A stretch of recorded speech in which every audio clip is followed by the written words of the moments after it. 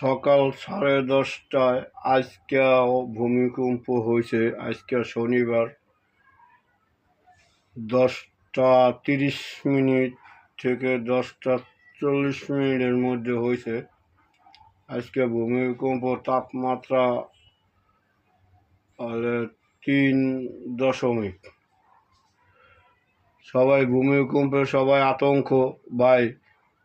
বাংলাদেশে উড়াউট 2 দিন ভূমিকম্প হইল, মানুষ খুব আতঙ্কের ভিতরে আছে। আবারও বলে হবে, এইবার বলে হবে বড়।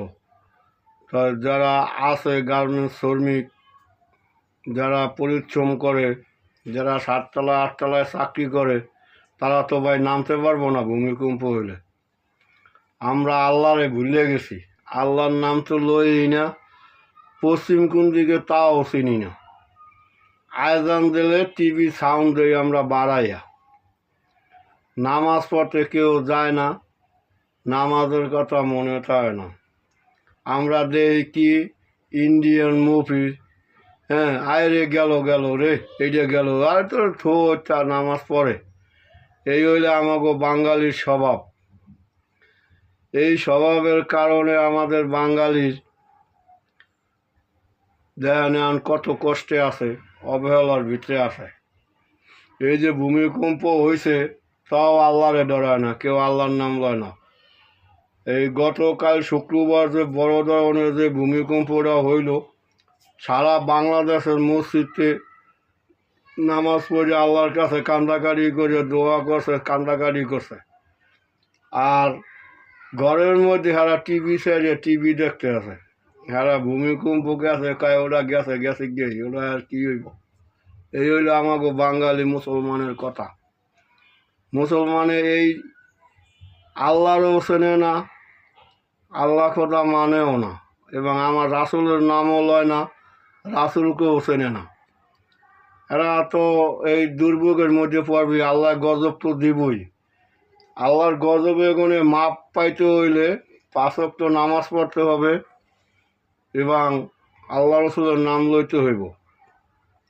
এই যে আজকে যে ভূমিকম্পটা হয়েছে, এটাও আল্লাহ একটা গজব, ছোট্ট একটা গজব দিয়ে আল্লাহ দেখাইছে তোমরা এখনও ঠিক হয়ে যাও। কেডা ঠিক হয়েছে? টিভি ছাড়িয়া আয়োজন দিলে মাথার কাপড় হালাইয়া এরা ডান্সে রিল্যাক্সে এরা নাটক দেখে, হ্যাগো পেশাল হেরা পড়ে, হেরা ফেসবুকে নাটক দেখে, টিভিতে নাটক দেখে, আল্লাহরে মানে না। এই যে ভূমিকম্প 2 দিন হইল, কত মানুষ ক্ষয়ক্ষতি হয়েছে। সবচেয়ে বেশি ক্ষতি হয়েছে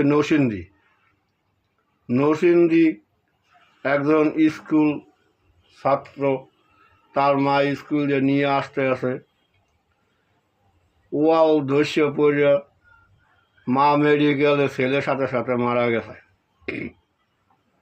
সিরাজগঞ্জ 3টে বিল্ডিং পড়ছে শুক্রবার দিন, একটার উপরে আর একটা পড়ছে, আর একটা পরে 3টে বিল্ডিং ধ্বংস হয়েছে। হ্যাঁ, অনেক লোক ক্ষয়ক্ষতি হয়েছে। ঢাকা প্রচুর ক্ষয়ক্ষতি হয়েছে, হাজার হাজার লোক মেডিকেলে। কেউ আল্লাহর নাম একবারও লইল না যে আল্লাহ তুমি এটা কি করলা। আল্লাহ এবং রাসূলকে কেউই সামনে আনলো না।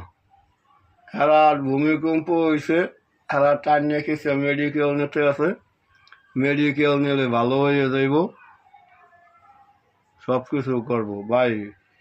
আর বেশি কি কমু, সবাই ভালো থাকেন, সুখে থাকেন, এবং আপনাদের কাছে একটা অনুরোধ, 5 ওয়াক্ত নামাজ পড়বেন, আল্লাহর এবং রাসূলকে ডাকবেন, আল্লাহ বিপদে গণে অনেক মুক্ত করব।